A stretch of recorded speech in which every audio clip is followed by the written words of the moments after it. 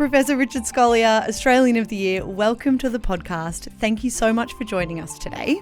Thanks, Emma. It's a delight to be here. How are you going? How are things in your world right now? Pretty busy. I guess as Australian of the Year, it's an incredible platform to have to try and help all Australians and meet a whole lot of different people. But for Georgina Long and I, the other co-Australian of the Year, we've been using it as a platform to try and get through our messaging about melanoma being our area of expertise, but the messaging about prevention. So prevention is better than cure, and we know that most types of melanoma are caused by ultraviolet irradiation from the sun. So getting through the sun smart messaging to people is really important for all Australians, and I guess particularly for young people, teenagers and young adults. There's a few issues there that we need to keep working on for every generation and not give up, because it started in the 80s, but perhaps it's not so effective as what it was when it first started. We communicate through different ways, through podcasts and social media and things, so to get that better. And I guess the other thing that's really important for melanoma is if you get it early, most people will be cured. So about 90 to 95% of people are cured. So we want all Australians to know this message, know the skin you're in, and if you see something new or changing, go and see your doctor and get it checked out. So I guess that's what we're using the platform to try and push those messages through, especially to young Australians. Can I give you one example, of course. Emma, of something that happened a couple of years ago? Georgina and I were speaking at the National Press Club, and we raised this issue of I think it's a hashtag that's on it was on TikTok, and it was something like sunburnt tan lines, where people would put a photograph of where they were sunburnt to. Yeah. And I might have the numbers wrong, but it was something like 900 million postings had been done on this with this hashtag. And these tan lines, like a badge of honour with young people. Yeah. And so we called it out and said, look, we've got to do better in prevention of melanoma. And, didn't think too much of it. But incredibly, the next week, TikTok reached out to us and said, we want to do something about this. And ultimately they developed and launched a campaign that's called Tanning That's Cooked. And if you typed in related topics, this would come up and you'd have to go through it. So things need to be done, but modernising it in a way that gets through to people, particularly young people, and it is important. It's not every day you hear a positive story about the impact of social media, so that's a really good one to know. In the midst of carrying this Australian of the Year mantle, you've been so busy doing all this advocacy work, speaking about your research, but you've also been navigating your own life-changing diagnosis, one that you've shared very publicly with Australians. What has it been like navigating such a deeply personal challenge in such a public way? Yes, sorry, Emma. I'm getting a bit emotional, but it's been it's been a tough journey. I guess I was diagnosed about 18 months ago, and it turned my life and my family's life upside down. And to be diagnosed with a cancer which is supposedly incurable, the worst subtype of the type of glioblastoma that I've got is it was devastating. And as a cancer doctor, as a pathologist and researcher, I understand that these diseases, that the implications of it. And we've talked about melanoma, the incredible changes that have happened over the last 10 or 15 years. So for people with advanced stage melanoma, which happens in about 5% of people, 10 or 15 years ago, pretty much everyone would die from it. Most people were dead within a year. 5-year survival rate was less than 5%. But because of advances, it's now more than 50% of people are alive at 5 years. So, differences can be made, but to then find out you've got a cancer that's at the bottom of the pile, or one of the ones that's the bottom of the pile for survival rates, is a tough journey to go down. And the idea of going public with it, was actually receiving an award, and word had got out in the medicine community that I was having this battle, and the president of the society reached out to me and said, "Can I go public with it?" And I texted a lot of friends who'd been reaching out, and it felt like the right thing to do for me, because I was getting hundreds of text messages every day from friends and colleagues around the world. And so that was one part of it. And the other part of it, I've got 3 children who to leave a legacy for them to remember what had happened to me. I thought that might be a nice thing, and ultimately it's led to a memoir that I wrote with Gary Madden, who's a Herald journalist, that came out a week or 2 ago, and it tells more of the story. And I know my kids and many friends and colleagues are proud of what they've read in it. Yeah. I mean, how could they not be? How could they not be proud, Richard? I do wonder if, being an expert in this field and knowing all that you know, if that makes it easier or harder. Are there times when you just wish you could unknow everything, or, go to a place of ignorance is bliss? Or do you feel empowered and motivated by that knowledge? It's a great question, and I think there's actually 2 sides to the coin. Part of it is it's easier to understand what the diagnosis means and what's likely to happen, what sort of treatment options that are there, and are there things that we can do. So understanding the process that you're going through with scans and blood tests, etc. I guess from that side of it, it makes it easier.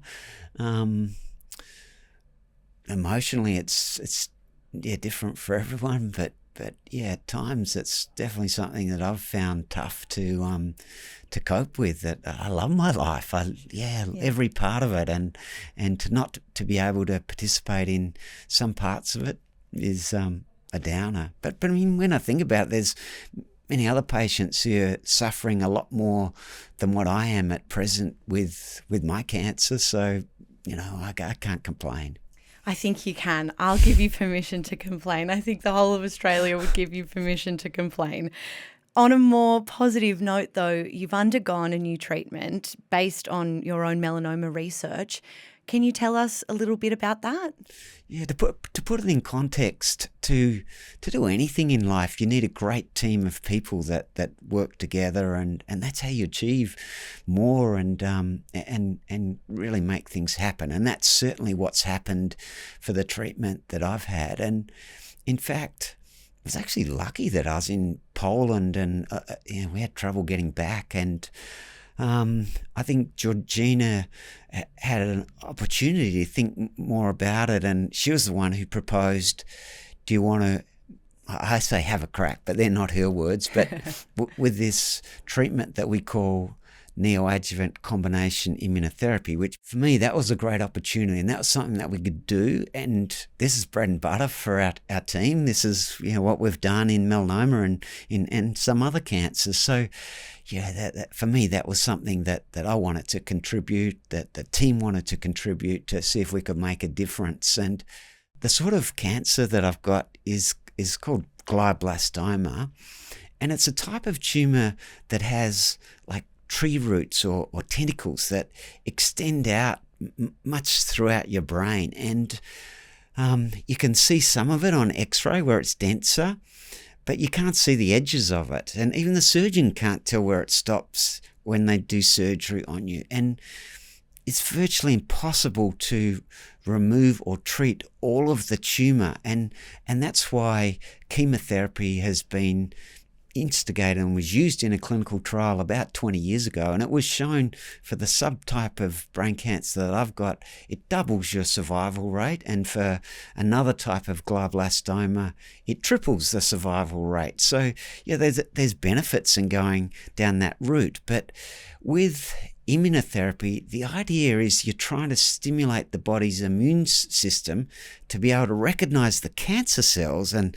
knock them off, but leave your normal brain cells alone. And that's why it's so appealing to me in brain cancer. And that's why it seemed like a good thing to go down. But to go down this route, we know from our research in melanoma, if you give chemotherapy before the immunotherapy, chemotherapy suppresses all cells throughout your body, but obviously your cancer cells are the ones you're aiming at, but it also suppresses the immune system. So if you give immunotherapy with chemotherapy, in my mind, the chances of the immunotherapy being effective are less. So it meant foregoing chemotherapy and, in effect, dropping my survival time by 50%. So it was I guess a tough decision, and it was. My wife was on board, like she knows, she's a doctor too, and Georgina was intimately involved. She's a world leader in immunotherapy, and to me, it felt like the right path to go and see if we could at least generate some science to try and change the field, seeing it hadn't changed in 20 years. But it took some effort to get a team of people on board to move forward with this treatment path. And thanks to Katie for writing long letters explaining the risks and benefits and how we both understood them, that people got on board and we've gone down this path, and I'm still here today. But the big question that we can't answer is that because of the treatment that I've had, or is it just luck? Because when we look at survival of patients, we talk about survival curves that look like a bell, and when I say that the median or average survival, that's in the middle. There's some patients who live for a long time and we don't know why, and some die a lot earlier than expected. So we need a clinical trial to happen to be able to test these therapies to see if they work. So I mean, it would be hard to believe that it could just be luck based on, it's not as though you just threw caution to the wind. You've based this on your very, very successful melanoma research. I'm hoping, obviously I'm no expert, but surely, there has to be some evidence. Well, I'm hoping too, but we don't know the answer to the question. It's a great question to have, but that there's some science that has given hope that's been generated out of my brain tumour, and that data will soon be published, and it showed that there was an increase in immune cells in the tumour after treatment, and what we call phenotype or type of immune cells that were in there had changed, which gives you hope, but it doesn't. It needs to be formally tested, and it's not treatment without risk. The risks are significant going down this route. I'm just trying to imagine the decision-making process of, first of all, you're given this life-changing news. Your world is turned upside down. You know the treatments that exist. You understand chemotherapy and how that could extend your life. And this unknown experiment of let's give the immunotherapy route a go. How did you use your lived experience in the field of research to kind of navigate that? Well, it definitely influenced it, but to just make it crystal clear, Georgina is the medical oncologist who's driven clinical trials in immunotherapy, led some of them, been involved in others, and I've been involved in too as a pathologist, reporting the cases, so seeing the changes that immunotherapy can make. She was the one who put it on the table, and we both have been heavily involved in this field, so she was supportive to go down this route, and for me it felt like the right thing to do. So and Katie was on board as well, so we worked together. In fact, the neurosurgeon who came on board, Brinda Shivralingam, she didn't take any convincing for her, basically. She'd been involved in work in melanoma. She operates on some melanoma patients who have tumour that spread to their brain, and she'd seen the incredible breakthroughs that had happened in melanoma. But you need a bigger team than that to be looking after you, and to find that bigger team took a bit of work, but we got there in the end, and they've been incredibly supportive since then, basically since the letters of risk-benefit that Katie drafted and we both signed off on. Everyone's been on board since then. Sounds like an amazing team. It is. Earlier this year, you shared the milestone news that you'd been cancer-free for a year. You now have mentioned it's 18 months. What do those milestone periods mean to you personally? What was that moment like after 12 months to hear that news? Oh, I guess just fills me with joy that I'm still around and able to enjoy my life. We can have a chat like we can today. I guess, I wasn't really expecting that. And and the other thing that's really, really changed is that I don't know how long I'm going to be here for, but it makes me feel like I still want to contribute to society as I have for decades, but also to enjoy each one of those days, especially with my family and kids have been incredibly supportive of going down this path. There's something that I do remember reading in, I think it was BBC and Bloomberg, that the standard treatment protocol is called the Stupp protocol, after this guy, Roger Stupp, professor of, I think, medical oncology in Chicago, and he must have been asked about me and the treatment that I had, and he said, if he's alive at 6 months, but even at 18 months, we should, or hasn't had a recurrence, then we should get excited. So, it seems to be having an impact around the world, and I hope it does in a way that helps future brain cancer patients. Well, what is next on the research side now that, it is 18 months? I'm sure everyone around you is excited, and it would be hard, I suppose, to kind of walk that line on, being realistic and pragmatic, but also having that hope and joy in those milestones. I think for all cancer patients, hope is really important, because you could be that outlier on the survival curves who lives for a longer time, and a lot of changes have happened in cancer over the last 20 or so years that have greatly improved outcomes, and patients are looked after in different ways, which supports them. I think hope is a really important thing for all patients, and I certainly have got that. But the question of whether this treatment's giving me hope for the future or not, no one knows the answer to that.